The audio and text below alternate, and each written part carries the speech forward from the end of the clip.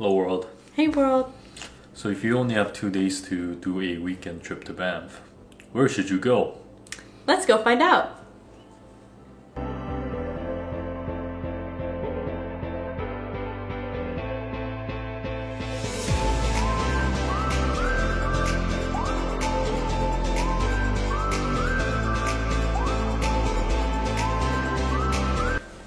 Most people usually combine Banff with Jasper or Calgary, so you can use this as your 2-day guide for the next 4 to 7 days of your Rockies trip.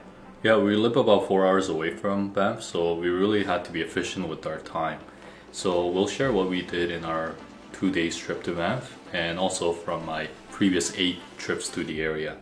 We arrived in the town of Banff around noon, which will be the case for most people, especially if you're driving. If you're flying into Calgary early morning and coming in, that you might be able to get there earlier, but most people it's going to be around noon. So we had a quick meal at the ramen restaurant Arashi, and it's a pretty good quick meal kind of a restaurant. It's nice. It's like a Japanese soup ramen, which is quick and easy. And if you wanted to sit down and to have a fine dining experience, you can go to places like Tululu's and the Maple Leaf, which are more like a sit-down places you can really enjoy. But one thing we really noticed about the town of Banff is the parking. Oh my god. Yeah, especially around peak time, peak season, which was when we went, lunchtime around August. So it was really full. Like we drove around the town for about half an hour before we could find parking. And the best way to find parking is to kind of sneak behind or follow the people who look like they're leaving, and that's just the way to go. And afterwards we went to our campsite. We checked into our campsite and got some firewood, and then we left for our first site. But I do recommend doing camping, especially in the summertime, or only in the summertime, because you can't do it in the winter. Just because you can see the outdoors, really be one with the nature. And the other thing is that it's cheaper. For us, I think it was about $60 altogether for one night, compared to somewhere like regular hotels are around 200 to 400 bucks during this peak season, and same with the famous hotels like the Fairmont hotels, almost $500 to $700 during the peak season. It comes down during the winter, but during summer it's crazy. Even hostels are like $60, $100 per night. So definitely, if you are able to pack some camping gear, just go do camping. It's much better in every way. After we set everything up and got some firewood, and we headed to our first place, which was the Cave-In Basin National Historic Site. And I definitely recommend it. It's only 5 minutes away from the town of Banff, and it was only like $4, right? Yeah, it was super cheap. Yeah, and it was free for us because we had a park pass. But even if you don't, it's free for youth and children, and only $4 for adults. And it does have a nice trail area that you can walk around after you're done looking at the cave, which has a very, very interesting smell, wasn't it? Yeah, kind of sulfur-like, a lot of rotten egg stench. And it's not the biggest cave, so you kind of go in and it's hot and everybody's there, so it's hot, but it's definitely worth visiting. It's a unique environment, and also the trail also has very environmentally unique, like swamps, I think. So it's definitely worth a visit. And then we went to the Warner Stables for our 1-hour sunset evening ride, and it's definitely something that I would recommend everybody who likes horseback riding to do. They have like 1 hour to 3 hour rides, but if you have limited time like us, we could only do a 1 hour ride, and it's enough. And yeah, even if you're not a professional rider, you can still have fun. And even if you are a professional rider, you could still have fun. You know, it's a very slow pace, but it's really neat. You have a trail walk around the Bow River area, so it's really nice. It's all about the views. It was all about the views. And another option during the summertime would be to do some rafting if you want to enjoy the waters, also for about $100 or so. But we chose horseback riding because we like horseback riding. Another thing you can do as an activity is doing the gondola. It's a very good scenic tour, like up the mountain, and Yeah, it's only about like 40-50 bucks per person, and it's a pretty nice view up there, and you can walk around the peaks, and it's a pretty good option if you don't like hiking and you still want to go up the mountain and see the views. Finally, we went to the Banff Hot Springs, which is again also 5 minutes away from the town of Banff, and it's the perfect way to end your evening just because it's really relaxing on a cold evening, even in the summertime.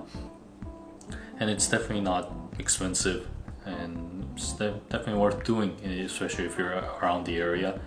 And if you're going there imagining it's going to be like those Japanese hot springs, you're going to be really disappointed. But if you're just looking to have a relaxing hot spring experience before you go back into your accommodation for the night, then yeah, I think it's definitely worth doing. And then we went back to our campground and had a late night meal, late night dinner at like 9-10 p.m. And we don't have any footage of that because we were busy creating the fire and then cooking in the dark. So yeah, just eat when you can, but it is what it is. We were short on time on the 2-day trip. So we woke up on the second day and we had some cup noodles for breakfast, and then we checked out around 11-ish.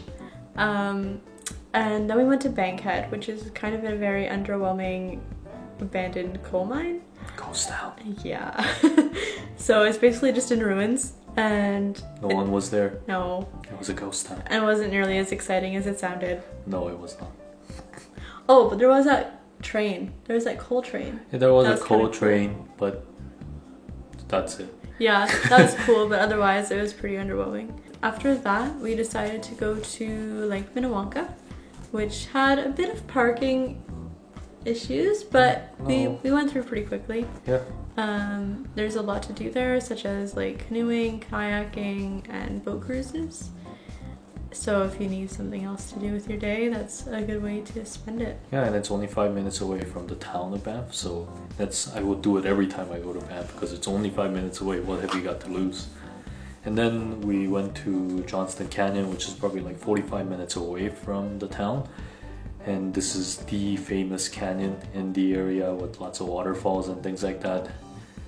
But still, it looked like the release of the new iPhone with the cars lined up even past the parking lots. We couldn't even get into the main parking lot because it was so full. So we gave up that idea and we ended up here instead, which I think is better.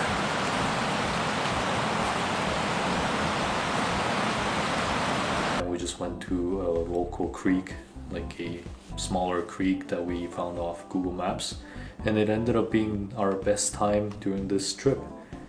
We shared a whole creek with just an older Korean couple who was also picnicking there.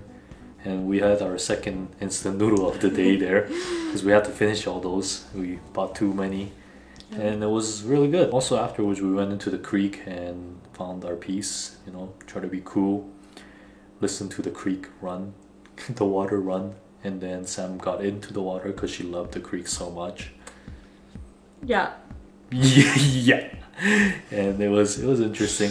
And yeah, that's like anywhere you go when you go traveling, the best places are usually the ones that are the least well known and not filled with a billion tourists. And this was the case here too.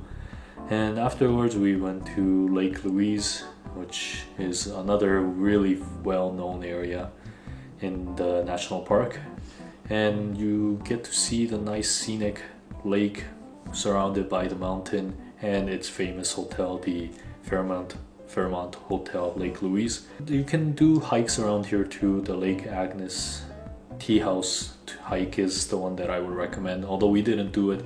If you have an hour or two to kill or to spend, then yeah, definitely do the hike. Lake Minnewanka, you could also rent canoes and kayaks here.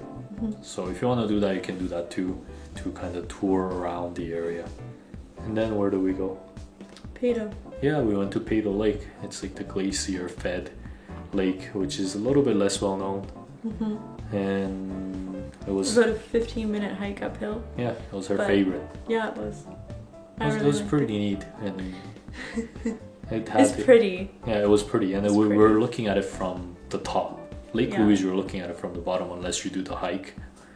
But yeah, we were looking at it from the top, which was really neat.